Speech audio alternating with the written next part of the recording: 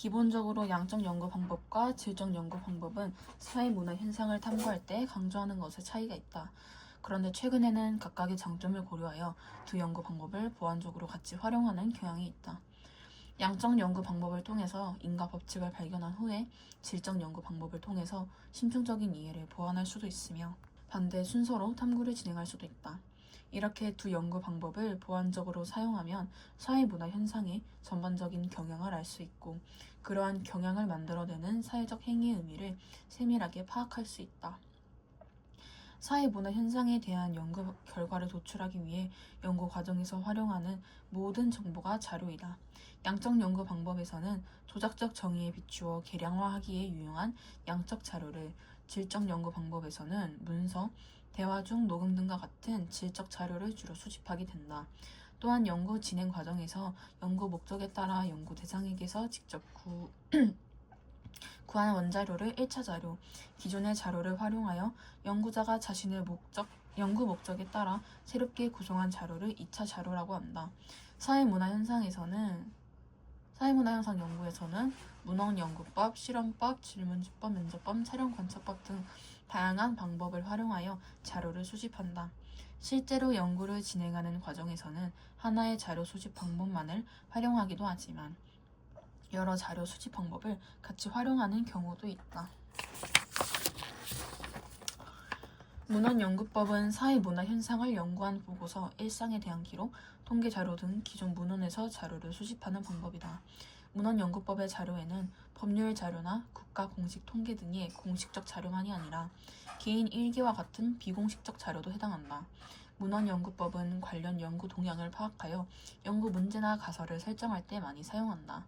이런 점에서 문헌연구법은 다른 자료 수집 방법과 같이 사용하는 경우가 많다.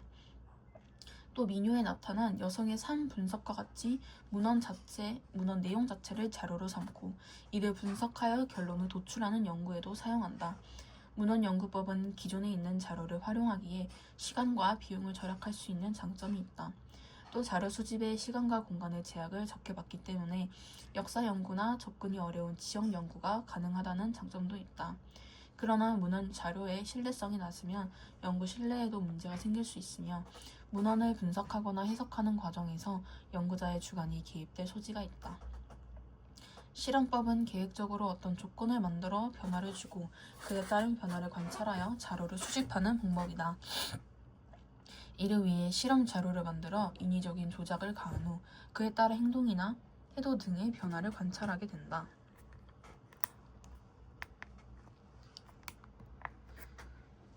우선 동일한 조건의 연구 대상을 실험 집단과 통제 집단으로 나뉜다. 실험 집단에만 연구 목적에 맞게 일정한 조작을 가하는 실험 처치를 하고 처치에 따른 효과를 통제 집단의 것과 비교하여 파악한다. 이때 연구 대상에게 인위적으로 가한 일정한 조작이 독립 변수고 독립 변수에 따라 변화하는 변수가 종속 변수다. 실험법은 조건을 엄격히 통제하기에 인과관계를 명확히 파악할 수 있으며 실증적이고 객관화된 자료를 구하는데 활용할 수 있다는 장점이 있다. 그러나 실험에 영향을 주는 외부 변수의 개입을 통제하기 어렵고 인간을 대상으로 하는 실험에서 윤리 문제가 발생할 소지가 있다. 또 통제된 실험 내용을 일상생활에 그대로 적용하기 어렵다는 문제도 있다. 질문지법은 조사 내용을 질문으로 구성한 후 연구 대상자에게 답변을 얻어 자료를 수집하는 방법이다. 질문지법에서는 묻고자 하는 것을 응답자들이 쉽게 이해하고 정확하게 답변할 수 있도록 질문지를 작성하는 것이 중요하다. 질문지법은 주로 많은 사람을 대상으로 자료를 수집할 때 사용된다.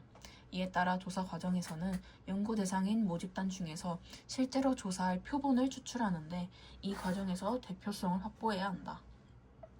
조사 자료는 대부분 수치화하여 분석하며 대표성을 확보했을 때 분석 결과는 모집단으로 일반화할 수 있다. 질문지법은 비교적 짧은 시간에 다수의 대상에게서 자료를 얻을 수 있기에 시간과 비용을 줄일 수 있다.